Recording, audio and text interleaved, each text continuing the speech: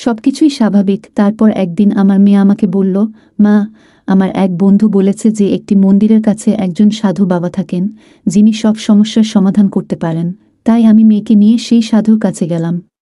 সেখানে সাধু বাবা বললেন, একে 7 দিন আমার এখানে থাকতে হবে। আমি আমার জ্ঞানে তৈরি করা বিশেষ তেল ওর শরীরে প্রয়োগ করব। তবেই সমস্যা দূর হবে। তার কথা আমার মেয়ে আমি সেখানে রেখে চলে আসি। কিন্তু আমার মনে অনেক ভয় শুরু হয় মেয়েকে একা রেখে আসার কারণে। তাই আমি মেয়েকে দেখতে সাধু বাবার কাছে যাই। সেখানে গিয়ে যা দেখলাম তাতে আমি অবাক হয়ে গেলাম। সাধু বাবার ঘরের দরজা খুলতেই চোখ গেল পাশের একটি ঘরে। সেই দৃশ্য দেখে আমার হৃদয় থমকে গেল।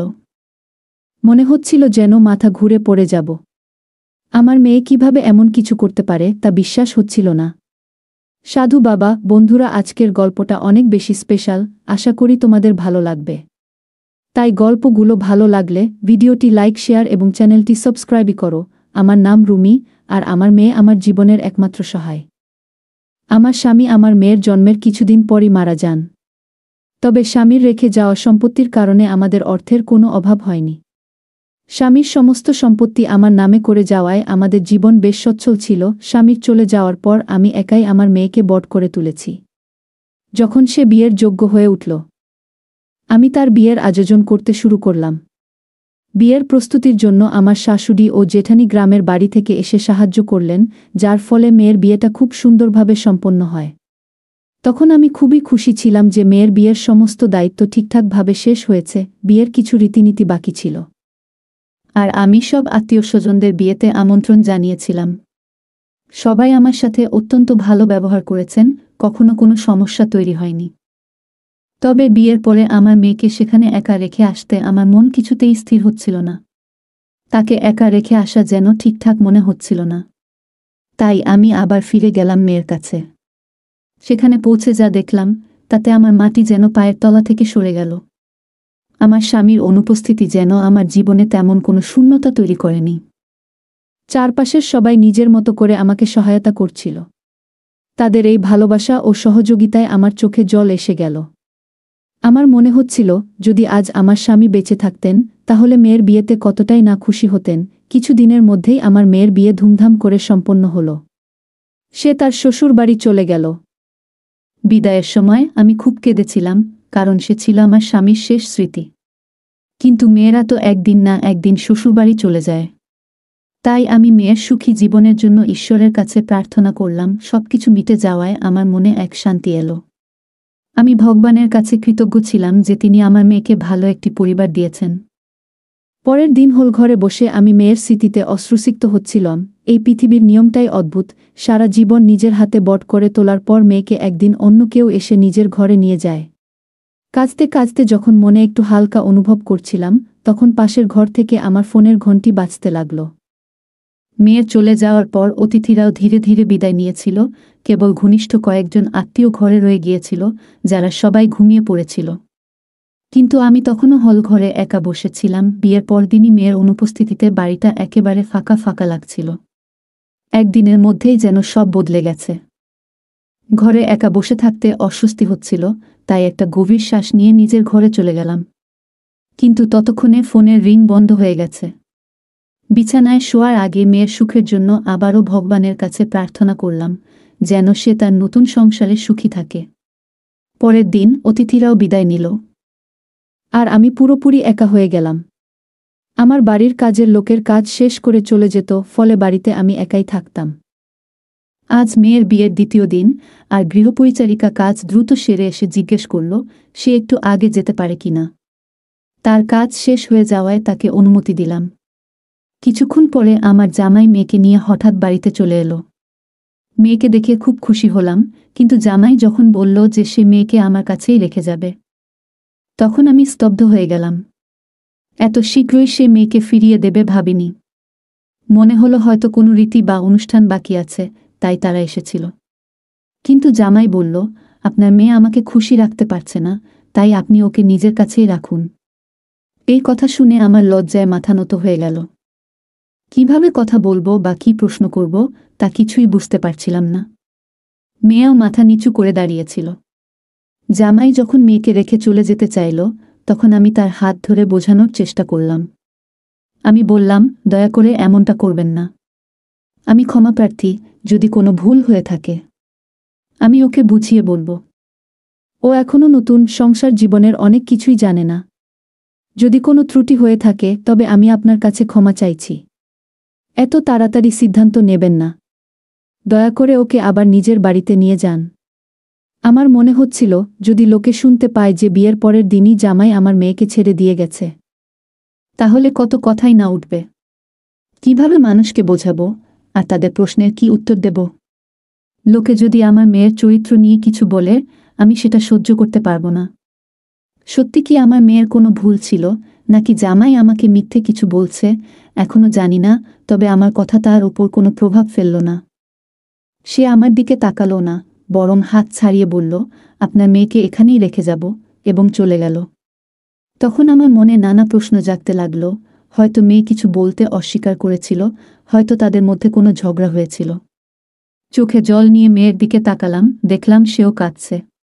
তাকে নিয়ে ঘরের ভেতর এসে বসলাম। এরপর আমি মেয়েকে নামকরা ডাক্তারদের কাছে নিয়ে গিয়ে পরীক্ষা করালাম।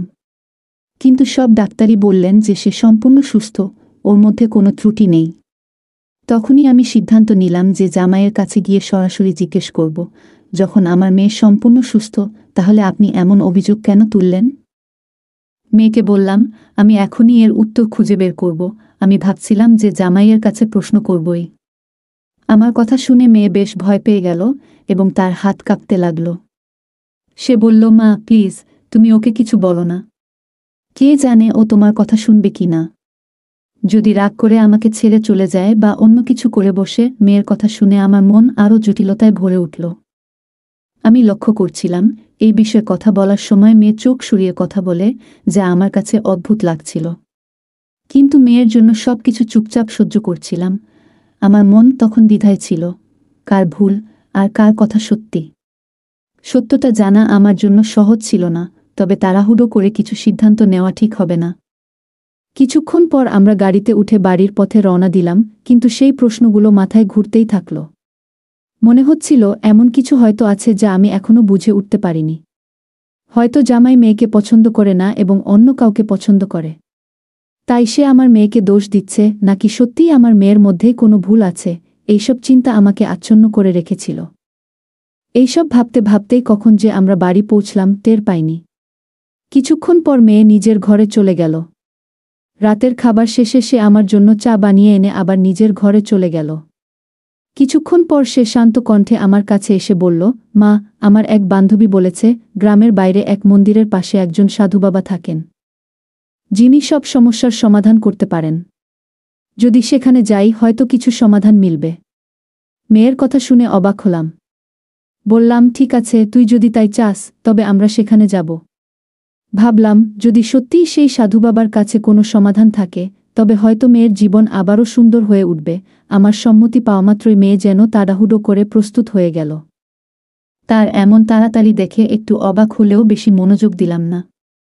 আমরা সাধুবাবার কাছে যাওয়ার জন্য রওনা হলাম এবং কিছুক্ষণ পর সেখানে পৌঁছলাম। কিন্তু সেই জায়গার পরিবেশ দেখে কিছুটা চমকে গেলাম। সাধারণত যেখানে সাধুবাবার কাছে ভিড় থাকে সেখানে আজ কেউ নেই। চারপাশে অদ্ভুত নীরবতা আর এক ধরনের অস্বস্তিকর অনুভূতি ছিল। আমি আর মেয়ে সেই কক্ষে প্রবেশ করলাম আর চারপাশে চোখ বুলিয়ে দেখলাম। সাধুবাবার কাছে পৌঁছেই মেয়ের পরিস্থিতির সব কথা বললাম। তিনি মনোযোগ দিয়ে সব শুনলেন এবং বললেন, আপনার মেয়েকে 7 রাত এখানে থাকতে হবে। আমি তাকে বিশেষ তেল দিয়ে মালিশ করব। এসব বলতে গিয়ে তিনি একবারও আমাদের দিকে তাকালেন না। তার দৃষ্টি নিচু ছিল আর তিনি মন্ত্রপাঠে ব্যস্ত ছিলেন। তার এমন আচরণে আমার ভেতরে কিছুটা অস্বস্তি হচ্ছিল। কিন্তু ঠিক কী ব্যাপারটা অস্বাভাবিক মনে হচ্ছে তা বুঝতে পারছিলাম না। মেয়েকে সেখানে 7 দিন রেখে যাওয়ার চিন্তা মন থেকে মেনে নিতে পারছিলাম না, তবুও যেন পরিস্থিতির চাপে বাধ্য হলাম। মেয়ের জীবনে শান্তি ফেরানোর জন্য আমি এই সিদ্ধান্ত নিলাম। কারণ জানতাম সমাজে তালাকের কালিমা নিয়ে মেয়ের বেঁচে থাকা সহজ হবে না। ধনী হোক বা গরিব, আমাদের সমাজে দোষ সবসময় মেয়ের ঘাড়েই পড়ে। তাই নিজের মনকে শক্ত করে তাকে সেখানে রেখে বাড়ি ফিরে এলাম। কিন্তু বাড়িতে এসেও মন যেন ওই সাধুবাবার কাছেই পড়ে রইল। সবকিছু যেন কিছুটা অস্বাভাবিক ঠেকছিল। বারবার মনে হচ্ছিল আমি কি কোনো ভুল কিছু করলাম নাকি, আবার বিকেল হতে না হতেই মনে হলো আবারও সেখানে যাওয়া উচিত। প্রথমে ভাবলাম কিছু খেয়ে একটু শান্ত হয়ে যাই, তারপরই যাব। কিন্তু মনের মধ্যে অশান্তি এতটাই বাড়তে লাগলো যে আর অপেক্ষা করতে পারলাম না। বাড়ি থেকে বেরিয়ে সেখানে ফেরার জন্য প্রস্তুতি নিলাম, তৈরি হচ্ছিলাম, তখন হঠাৎ পাড়ার এক মহিলা আমাকে ডেকে বললেন, এই রাতবেলায় কোথায় যাচ্ছ? সব ঠিক আছে তো? তোমাকে বেশ চিন্তিত লাগছে। তার কথা শুনে থমকে গেলাম। কিছু না বলে বেরিয়ে গেলে হয়তো সে সন্দেহ করত আর প্রশ্ন করতেই থাকত, অন্যদেরও জানিয়ে দিতে পারত। তাই বললাম, না, তেমন কিছু না। মায়ের কাছে যাচ্ছি, মনটা খারাপ লাগছে, মাকে খুব মনে পড়ছে। আমার মাকে সবাই চিনত, মাঝে মাঝে তিনি আমার এখানে 1 সপ্তাহের জন্য এসে থাকতেন। তখন পাড়ার সবাই তার কাছে আশীর্বাদ নিতে আসত, মাও তাদের সবার সঙ্গে খুব আন্তরিকতার সঙ্গে মিশতেন। আমার মুখ থেকে মায়ের কথা শুনে প্রতিবেশী বললেন, হ্যাঁ, তুমি ঠিকই বলেছ। তোমার মেয়ের বিয়ে হয়েছে বলে হয়তো একটু একাকিত্ব অনুভব করছ।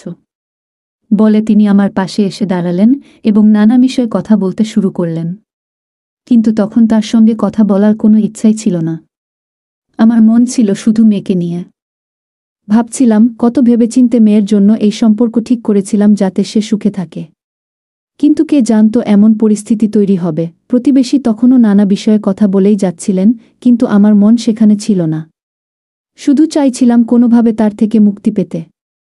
তিনি আবার জিজ্ঞাসা করলেন, তোমার কি কোথাও যাওয়ার ছিল? আমি মাথা নেড়ে সায় দিলাম, কিন্তু কথা বাড়াতে ইচ্ছা ছিল না। অবশেষে তার থেকে মুক্ত হয়ে বাইরে বের হলাম। পুরো সময় মেয়েকে নিয়ে ভাবছিলাম, আর একটা অজানা আশঙ্কায় মন ছটফট করছিল। মনে হচ্ছিল এভাবে চলতে থাকলে যেন শান্তি আর ফিরে পাব না। আমার মনের ভেতরে প্রশ্ন আর সন্দেহ ক্রমাগত ঘুরছিল। ভাবছিলাম প্রতিবেশীকে যদি সব বলে দিই, সে হয়তো আরও রং লাগিয়ে এই ঘটনাটা পাড়ার সবার মাঝে ছড়িয়ে দেবে। মেয়ের এই পরিস্থিতি আমাকে এতটাই লজ্জিত করে তুলেছিল যে কারো সামনে যাওয়ার সাহস পাচ্ছিলাম না। আমার মেয়েকে জামাই বাড়িতে রেখে গেছেন 2 দিন হলো, আর আশেপাশের মানুষ কি বলবে সেই চিন্তাও মাথায় ঘুরছিল। কোনো সিদ্ধান্তে পৌঁছাতে পারছিলাম না, মনে শুধু ঘুরছিল কেন জামাই এমন সিদ্ধান্ত নিলেন। কেন বললেন যে আমার মেয়ে তাকে সুখী করতে পারছে না। এই চিন্তা মাথায় নিয়ে আবার সেই জায়গায় পৌঁছালাম যেখানে কয়েক ঘন্টা আগেই মেয়েকে রেখে এসেছিলাম। গাড়ি থেকে নেমে গভীর শ্বাস নিলাম আর দ্রুত পা চালিয়ে ভেতরে ঢুকলাম। কারণ মেয়েকে নিয়ে একরাশ সন্দেহ আর চিন্তা আমাকে ঘিরে ধরেছিল। এই দিনে কারো ওপরও বিশ্বাস করা কঠিন, তাই দ্রুত মেয়ের কাছে পৌঁছানোর জন্য এগিয়ে যাচ্ছিলাম। আমার মেয়ে কি ঠিক আছে? জানি না, 1 ঘন্টায় সে কেমন আছে। সাধু বাবার ঘরের দরজা খুলতেই চোখ গেল পাশের একটি ঘরে। সেই দৃশ্য দেখে আমার হৃদয় থমকে গেল। মনে হচ্ছিল যেন মাথা ঘুরে পড়ে যাব। মেয়ে কিভাবে এমন কিছু করতে পারে তা বিশ্বাস হচ্ছিল না। দেখলাম মেয়ে সামনে বসে, আর 30 বছরের মতো এক যুবক, যাকে সবাই সাধু বাবা বলতো, তার মাথা মেয়ের কোলে রেখে শুয়ে আছে। দুজনেই হাসতে হাসতে কথা বলছিল। আমি বাইরে থেকেই তাদের কথাগুলো শুনতে পাচ্ছিলাম। সেই যুবক বলছিল, তোমার বিয়ের খবর শোনার পর থেকে এক মুহূর্ত স্বস্তিতে কাটাতে পারিনি। আমার মেয়ে তার হাত ধরে মৃদু হেসে বলছিল, এই জন্যই তোমাকে তোমার কাছে নিয়ে এসেছি, যেন তুমি নিশ্চিত হও যে আমার স্বামী আমাকে কখনো স্পর্শ করেনি। আমি এমন ব্যবস্থা করেছি যাতে আমরা সবসময় একসঙ্গে থাকতে পারি। আমার স্বামী আমার মুখও আর দেখতে চাইবে না।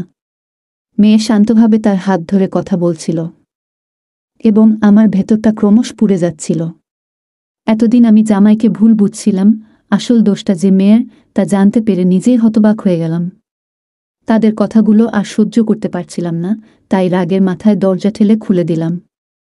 দরজা খোলার শব্দে দুজনেই চমকে উঠে দাঁড়াল। ঘরের ভেতরে ঢুকে আমি মেয়ের হাত ধরে তাকে এক চড় মারলাম। তারপর বললাম, এমন কাজ করার সময় তোমার একবারও লজ্জা হলো না? মায়ের কথা একবারও মনে পড়ল না? একা হাতে তোমাকে মানুষ করেছি। আবারও তার গালে এক চড় কষালাম। আমার এই রূপ দেখে সেই কথিত সাধু মেয়েকে বাঁচানোর জন্য এগিয়ে এলো, কিন্তু আমার রাগ দেখে চুপচাপ মাথা নিচু করে দাঁড়িয়ে রইল। রাগে ফুঁসতে ফুঁসতে মেয়েকে জিজ্ঞেস করলাম, তুমি তোমার স্বামীকে এমন কি বলেছ যে সে তোমাকে বাপের বাড়িতে রেখে চলে গেল? তখন মেয়ে কাঁদতে কাঁদতে আস্তে আস্তে বলল, আমি স্বামীকে বলেছি, কেন তুমি আমার সঙ্গে বিয়ে করলে? আমি সন্তান জন্ম দিতে পারব না, আমার দ্বারা কোনো সন্তান হবে না। তুমি কেন তোমার জীবন নষ্ট করছো? আমাকে ছেড়ে দাও, আমার মা তোমাদের সবার সাথে প্রতারণা করেছে। মেয়ের মুখ থেকে এই কথা শুনে মাথায় হাত দিয়ে বসে পড়লাম। এতটাই রাগ হলো যে মনে হলো তার গলা টিপে ধরে সব শেষ করে দিই। আমার মেয়ে এমন কৌশলে সবকিছু করল কিভাবে? আমি তো কখনো এমন শিক্ষা দিইনি। তবু কেন এমন পথে সে হাঁটল? তখন মেয়ে মাথা তুলে বলল, মা, আমি ওকে ভালোবাসি আর তাকেই বিয়ে করব। সে তখন নির্ভরে আমাকে তার কথাগুলো বলছিল, সাহস নিয়ে মুখের উপর বলছিল। কিন্তু সেই সময় আমি কিছু বলিনি, তাকে টেনে নিয়ে বাড়িতে চলে এলাম। বাড়িতে ফিরে তাকে বুঝানোর চেষ্টা করলাম, দেখো মেয়ে, আবেগে ভেসে কোনো সিদ্ধান্ত নিও না। জানি তুমি ওকে ভালোবাসো, কিন্তু ভাবো, এখন তোমার বিয়ে হয়ে গেছে, এখন তোমার একজন স্বামী আছে এবং তোমার জন্য নিজের সম্পর্কের দিকে মনোযোগ দেওয়া জরুরি। আমি তাকে অনেক বোঝানোর চেষ্টা করেছিলাম, কিন্তু সে আমার কোনো কথাই শুনতে চাইছিল না। অবশেষে নিরুপায় হয়ে আমি তাকে তার স্বামীর কাছে নিয়ে গেলাম। তার স্বামীর সামনে গিয়ে আমি সব সত্যি কথা বলে দিলাম এবং আমার মেয়ের পক্ষ থেকে ক্ষমাও চাইলাম। এটা শুনে তার স্বামী বলল, না, আমি আর তাকে আমার সঙ্গে রাখতে পারব না। যে মেয়ে অন্য একজনের জন্য নিজের স্বামীকে ছেড়ে দিতে পারে, সে কখনো সুখী হতে পারবে না। আমি এত বড় মনের মানুষ নই যে সব কিছু জেনে শুনে এমন একজন মেয়েকে গ্রহণ করব। আমি তাকে তালাক দেব এবং অন্য কারো সঙ্গে বিয়ে করব। আমি তার সামনে মাথা নত করে দাঁড়িয়েছিলাম। আমি জানতাম সে একজন খুব ভালো মানুষ এবং আমার মেয়ে তার সঙ্গে খুব সুখী হতে পারত। আজ না হোক কাল সব ঠিক হয়ে যাবে বলে আমি আশা করেছিলাম। কিন্তু আমার সমস্ত প্রচেষ্টা সত্ত্বেও সে আমার কথা মানেনি। অবশেষে তার স্বামী আমার মেয়েকে তালাক দিল এবং অন্য কারো সঙ্গে বিয়ে করল। এরপর আমি আমার মেয়ের বিয়ে সেই ব্যক্তির সঙ্গে দিয়ে দিলাম যাকে সে সত্যিই ভালোবাসত। সে তার প্রথম স্বামীকে স্পর্শ করতেও চায়নি, তাই আমি সিদ্ধান্ত নিলাম যে তার দ্বিতীয় বিয়ে সেই ব্যক্তির সঙ্গেই হওয়া উচিত যাকে সে ভালোবাসত। আমি আমার মেয়েকে রাগান্বিত হয়ে বললাম, আজ থেকে তোমার সাথে আমার আর কোনো সম্পর্ক নেই, আর কোনো দিনও আমার সামনে আসার চেষ্টা করো না। তোমার বাবা চলে যাওয়ার পর আমি একা তোমাকে বড় করেছি। তুমি তখন খুব ছোট ছিলে। চাইলে আমি অন্য কারো সাথে বিয়ে করে নতুন জীবন শুরু করতে পারতাম, কিন্তু আমি সেটা করিনি। তোমাকে সঠিক শিক্ষা ও ভালো জীবন দেওয়ার চেষ্টা করেছি, যাতে তোমার কোনো অভাব না হয়। কিন্তু তার পরিবর্তে তুমি আমাকে কি দিলে? এই কথাগুলো বলে আমি তাকে বাড়ি থেকে বের করে দিলাম। কিভাবে সে এখন বাঁচছে, কেমন আছেন তার স্বামী, এসব নিয়ে আমি আর কোনো খোঁজ খবর রাখিনি। তার বিয়ে হয়েছে 7 বছর হলো, আর এই 7 বছরে একবারও সে আমার কাছে আসেনি। তবে হঠাৎ একদিন সে এসে আমার সামনে দাঁড়ালো এবং বলল, মা, আমি যে মিথ্যা বলেছিলাম যে আমি সন্তান সম্ভবা হতে পারি না, সেটা এখন সত্যি হয়ে গেছে। এই 7 বছরে আমি কখনোই মা হতে পারিনি। এখন শাশুড়ি আমার স্বামীকে অন্য কাউকে বিয়ে করার জন্য বলছেন, কারণ আমি তাকে কখনো বংশের উত্তরাধিকার দিতে পারব না। এ নিয়ে আমাদের মধ্যে প্রায় ঝগড়া হয়। তাকে আমি বললাম, তুমি যে ভুল করেছিলে তার ফলই এখন ভুগছ। সে তখন আমার সামনে হাত জোড় করে বলল, মা, আমি তোমার কাছে অপরাধী, আমাকে ক্ষমা করে দাও। আমি তাকে বললাম, আমার কাছে ক্ষমা চেয়ে কোনো লাভ নেই, বরং তোমার প্রথম স্বামীর কাছে ক্ষমা চাও, কারণ তার কোনো দোষ ছিল না, তবুও তুমি তাকে তার অধিকার থেকে বঞ্চিত করেছিলে। যদি সে তোমাকে ক্ষমা করে, তাহলে আমিও তোমাকে ক্ষমা করব। আমার কথা শুনে আমার মেয়ে তার প্রথম স্বামীর কাছে গেল এবং তার কাছে ক্ষমা চাইতে লাগল। আশ্চর্যের বিষয়ে তার স্বামী তাকে সঙ্গে সঙ্গে ক্ষমা করে দিল, কারণ সে নিজের জীবনে খুবই সুখী ছিল। এরপর ঈশ্বরের আশীর্বাদে 9 বছর পর আমার মেয়ের ঘরে একটি সুন্দর পুত্র সন্তানের জন্ম হল। তখনই সে উপলব্ধি করল যে একজন মা তার সন্তানের জন্য কতটা চিন্তা করেন এবং সেই অনুভূতি কতটা গভীর। আসলে যতক্ষণ না একজন মেয়ে নিজে মা হয়, সে কখনোই তার মায়ের কষ্ট এবং ত্যাগ পুরোপুরি বুঝতে পারে না। এরপর আমার মেয়ে আবার আমার কাছে ফিরে এলো এবং আমার সামনে হাত জোড় করে ক্ষমা চাইল।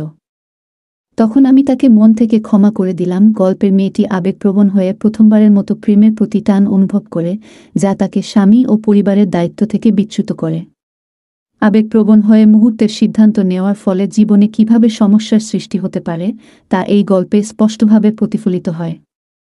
তাই আবেগের মধ্যে থেকেও চিন্তাভাবনা এবং বাস্তবতার বিবেচনা করা জরুরি। প্রথম স্বামীর প্রতি মেয়েটির আচরণ ছিল এক ধরনের বিশ্বাসঘাতকতা।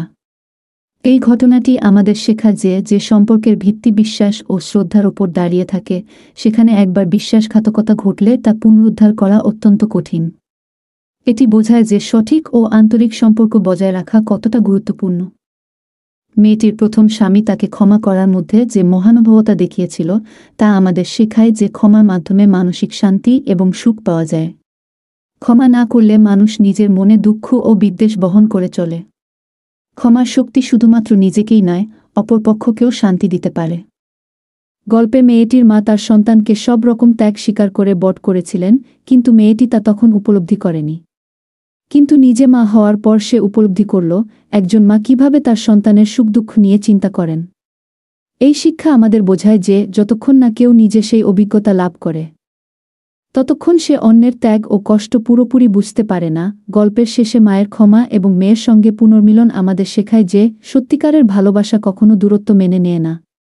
ভালোবাসা এবং সম্পর্ক যতটা ভেঙে যাক না কেন, সঠিক উপলব্ধি এবং ক্ষমার মাধ্যমে সম্পর্ককে আবারও মজবুত করা সম্ভব। বন্ধুরা, আজকের গল্পটা এখানেই শেষ। আশা করি গল্পটি আপনাদের ভালো লেগেছে।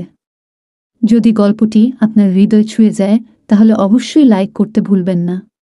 আপনার মতামত কমেন্টে জানাতে পারেন এবং আপনার বন্ধুদের সাথে গল্পটি শেয়ার করুন।